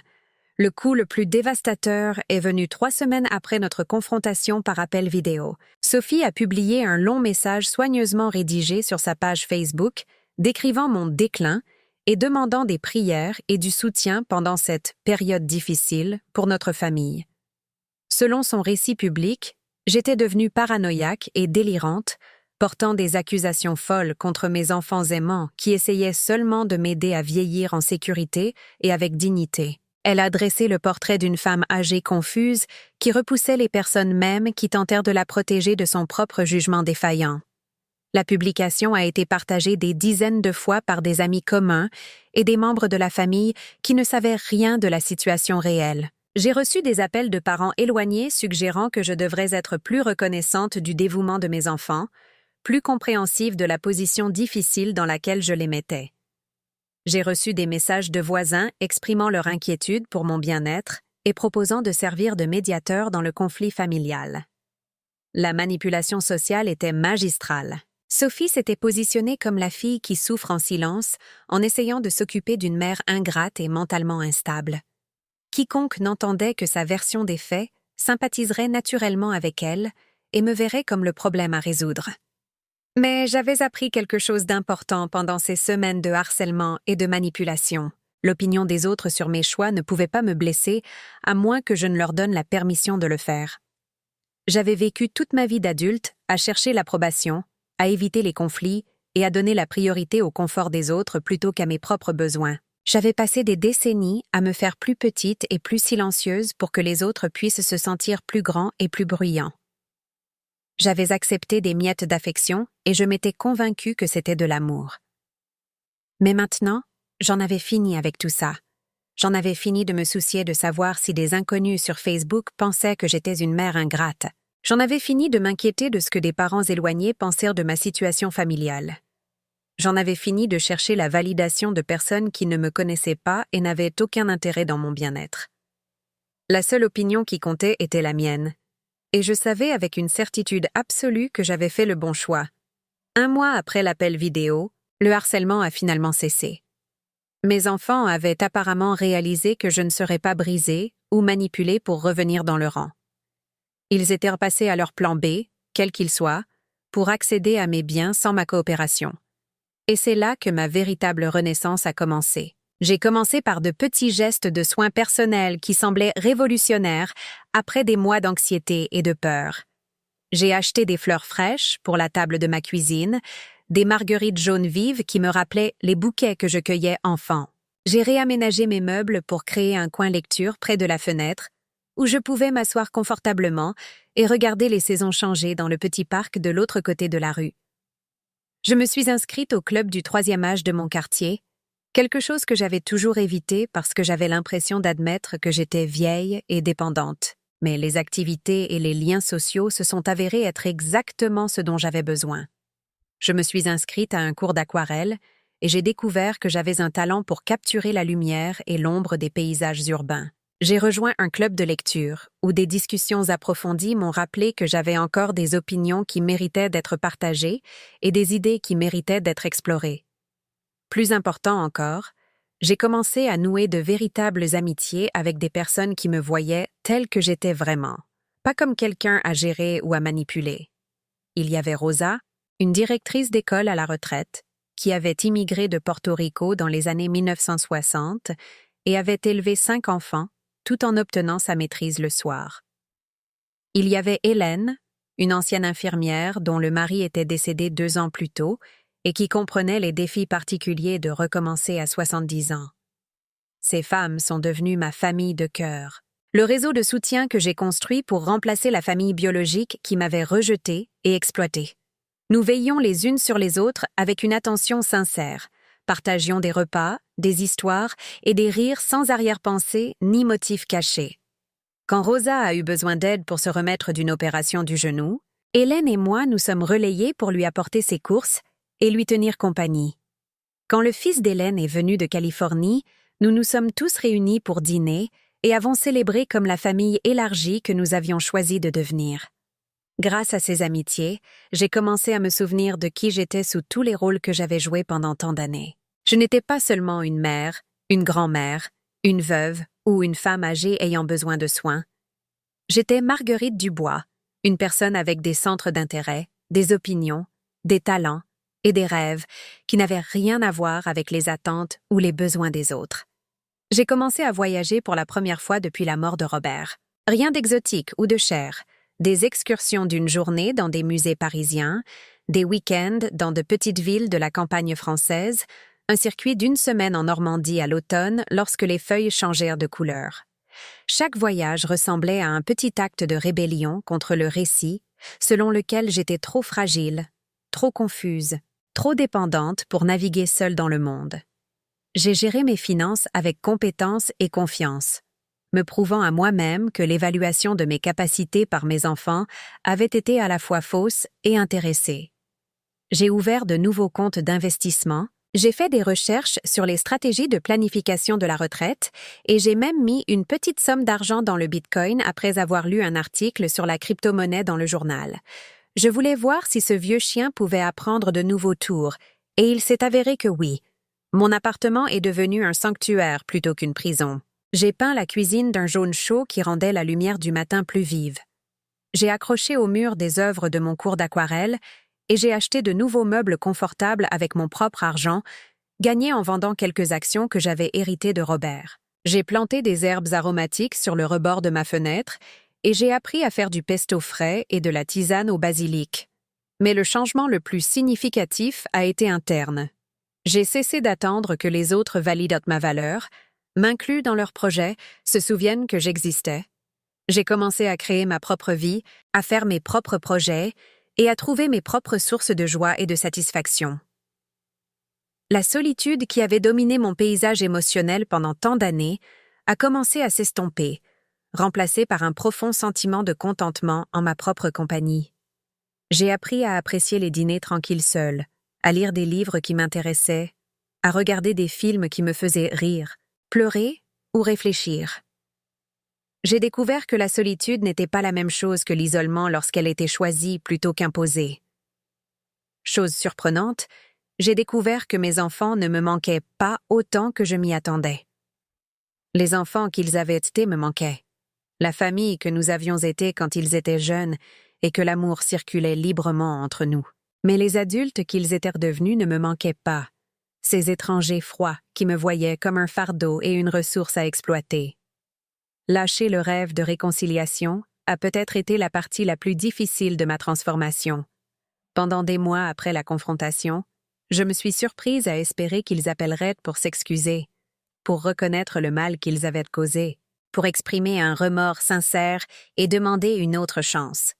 Mais progressivement, j'en suis venue à comprendre qu'un tel appel ne viendrait jamais, et plus important encore, que je n'en avais plus besoin. Leurs excuses ne pouvaient pas annuler leur trahison. Leurs explications ne pouvaient pas justifier leurs actions. Leurs promesses de faire mieux ne pouvaient pas restaurer la confiance qu'ils avaient si complètement brisée. J'étais mieux sans eux, plus en sécurité sans eux, plus heureuse sans eux.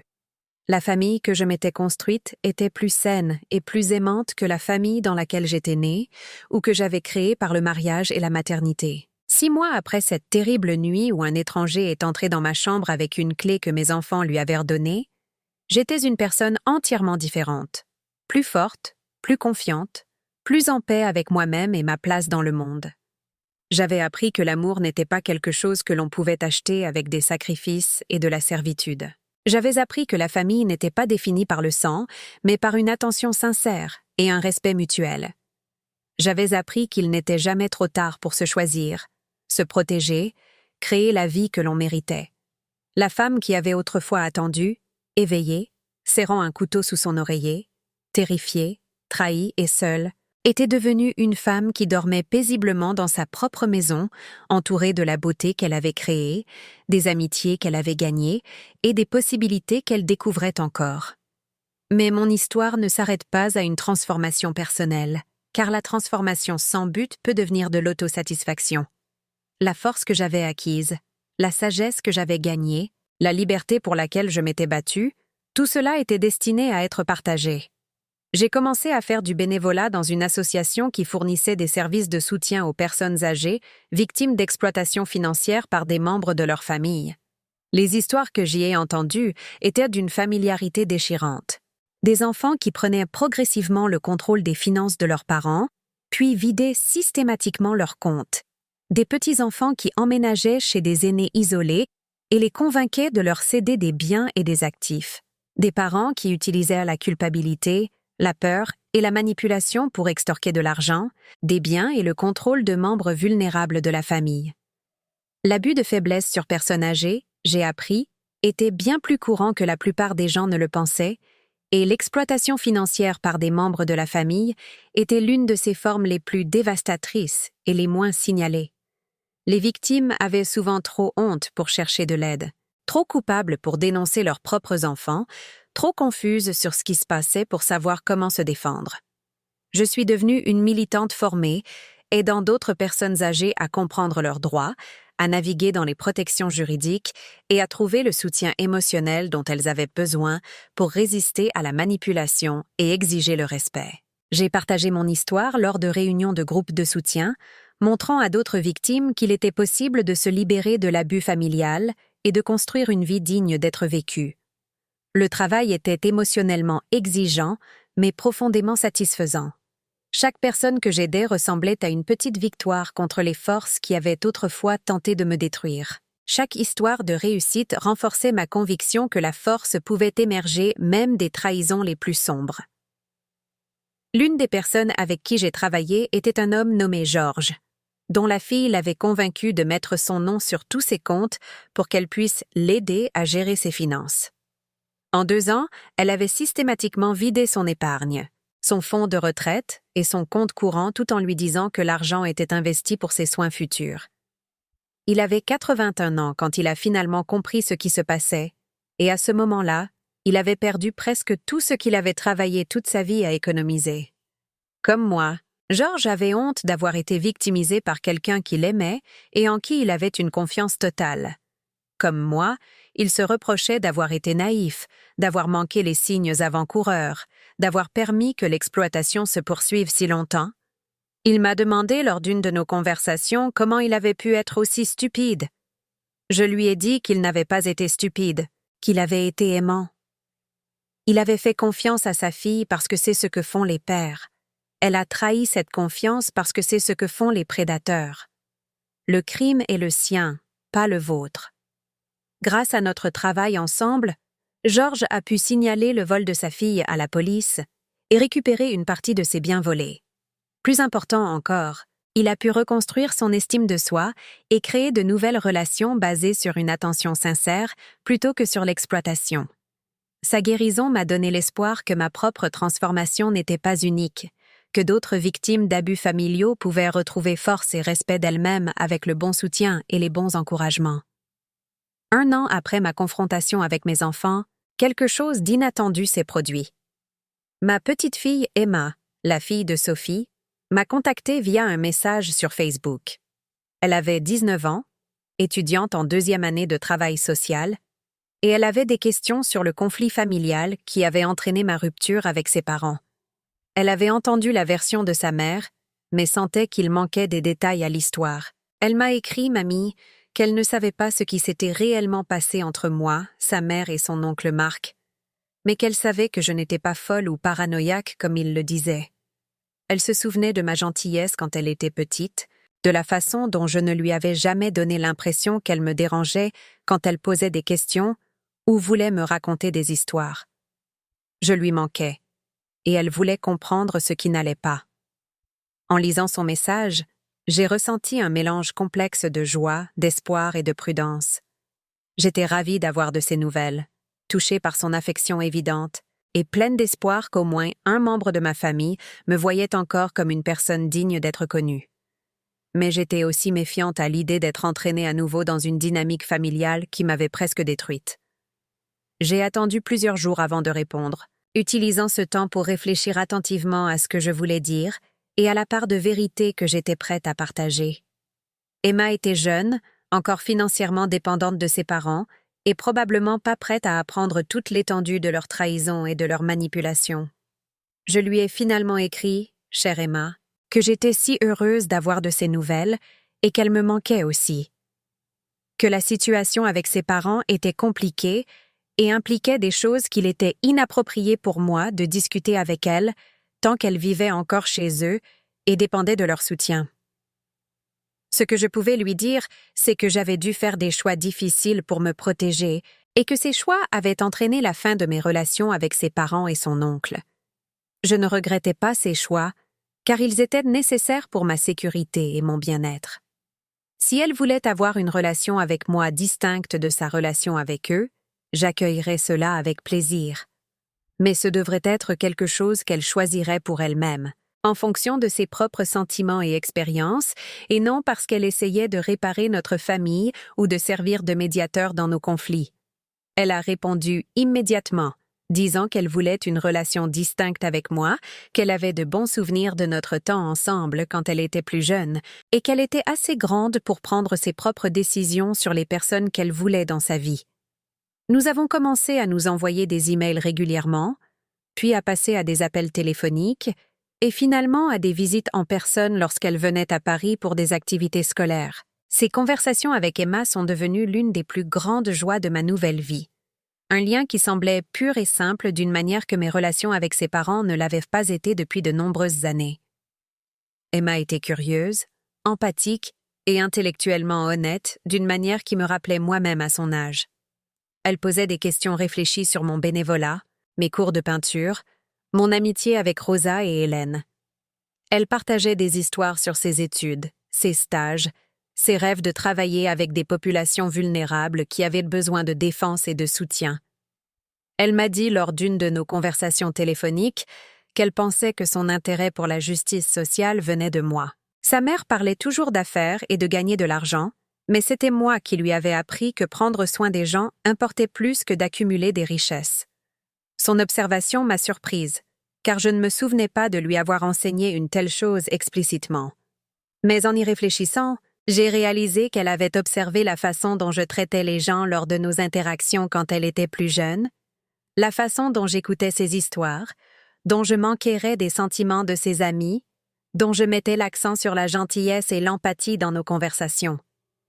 Les enfants, je me suis souvenu, apprennent plus de ce qu'ils observent que de ce qu'on leur dit.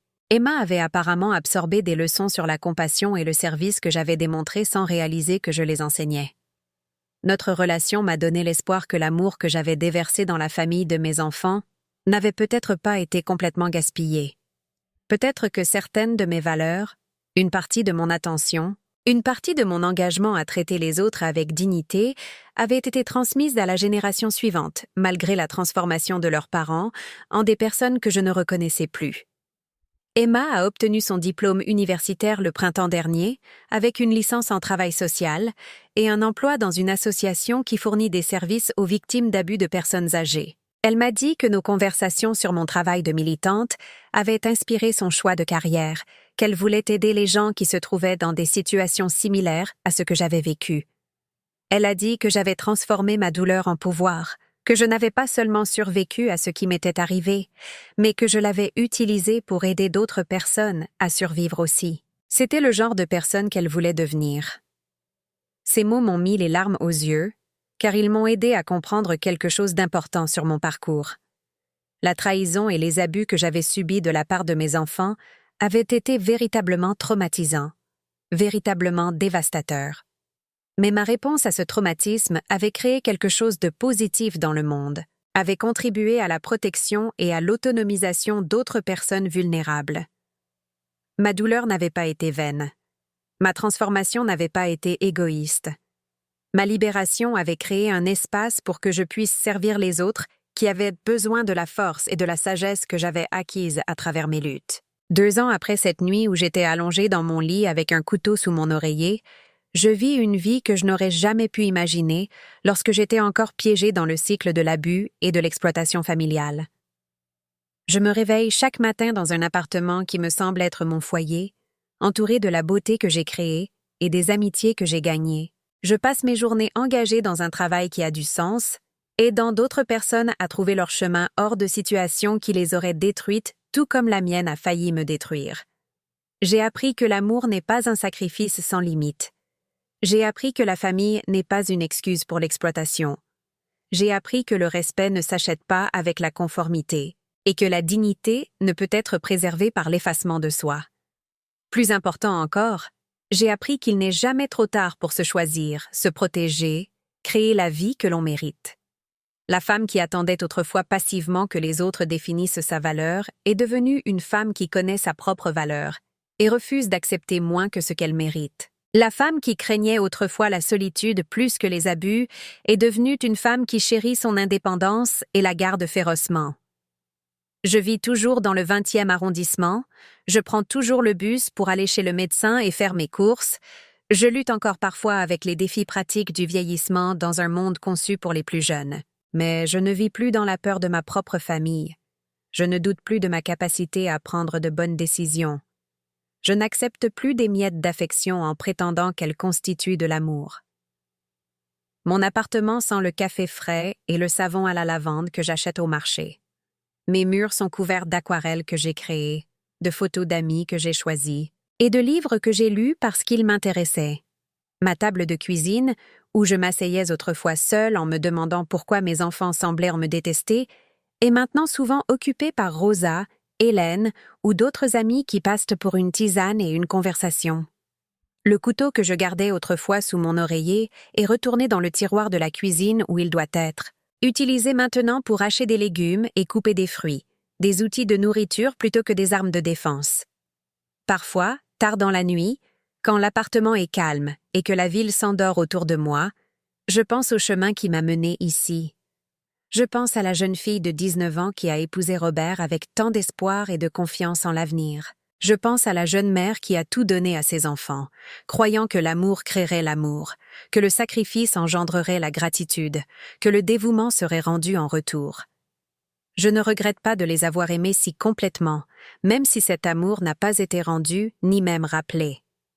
L'amour n'est pas une transaction qui devrait être évaluée en fonction de ses retours. L'amour est un choix, un cadeau, une expression des meilleures parties de nous-mêmes. Ce que je regrette, c'est d'être resté si longtemps dans des relations qui étaient devenues toxiques, de m'être laissé diminuer et exploiter par des gens qui avaient oublié comment valoriser les cadeaux qu'ils recevaient des autres. Je regrette les années passées à trouver des excuses à leur froideur, à accepter leur négligence comme naturelle et à me convaincre qu'attendre un meilleur traitement était égoïste ou irréaliste.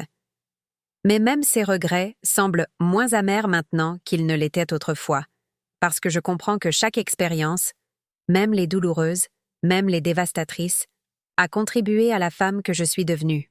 La force que j'ai trouvée pour résister à la manipulation de mes enfants a été acquise au cours d'années de manipulation. La clarté que j'ai acquise sur les relations saines a été affûtée par des années de participation à des relations malsaines. Ma liberté ne m'a pas été donnée. Je me suis battue pour elle. Je l'ai gagnée. Je l'ai revendiquée par ma propre détermination à cesser d'être une victime et à commencer à être une avocate de mon propre bien-être.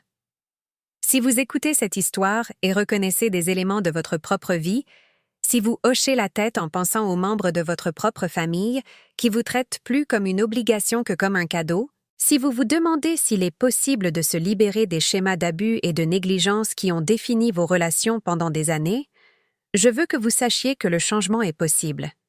Il n'est jamais trop tard pour se choisir. Il n'est jamais trop tard pour exiger le respect.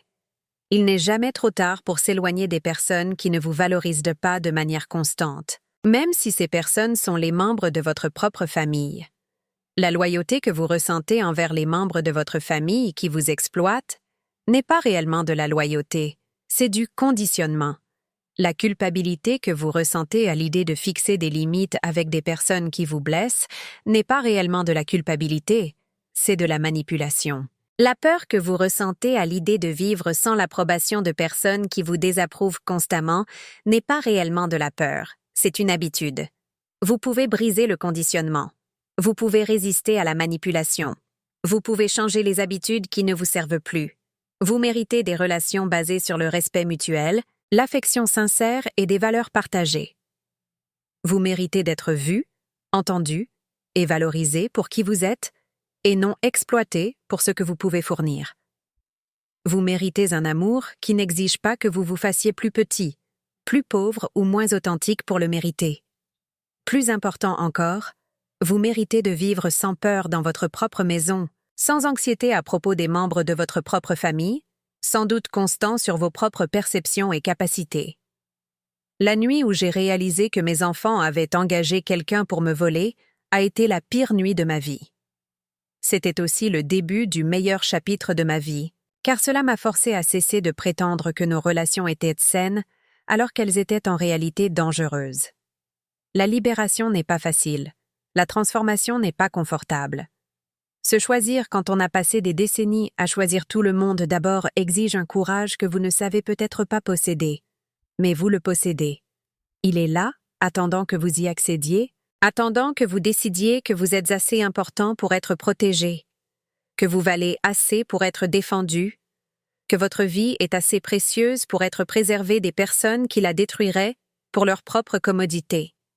Votre histoire ne doit pas se terminer par la victimisation. Votre histoire peut devenir une histoire de survie, de résistance et finalement de triomphe. Votre douleur peut devenir votre pouvoir. Votre traumatisme peut devenir votre sagesse. Et votre libération peut inspirer d'autres personnes à trouver leur propre liberté. Avez-vous déjà eu l'impression que les membres de votre propre famille vous voyaient plus comme un fardeau que comme une bénédiction? Vous êtes-vous déjà demandé si les personnes qui prétendent vous aimer travaillaient en réalité contre vos meilleurs intérêts? J'espère que mon histoire vous donne la permission de faire confiance à votre instinct, d'enquêter sur vos soupçons et d'agir pour vous protéger des personnes qui vous feraient du mal, même si ces personnes se trouvent être vos propres enfants ou d'autres membres de votre famille. Si cette histoire a résonné en vous, si elle vous a aidé à vous sentir moins seul dans vos luttes ou vous a donné de l'espoir pour votre propre transformation, je vous demande d'aimer cette vidéo et de vous abonner à ma chaîne. Votre soutien m'aide à continuer à partager ces histoires difficiles mais importantes et il aide à garantir que d'autres personnes qui ont besoin de les entendre pourront les trouver.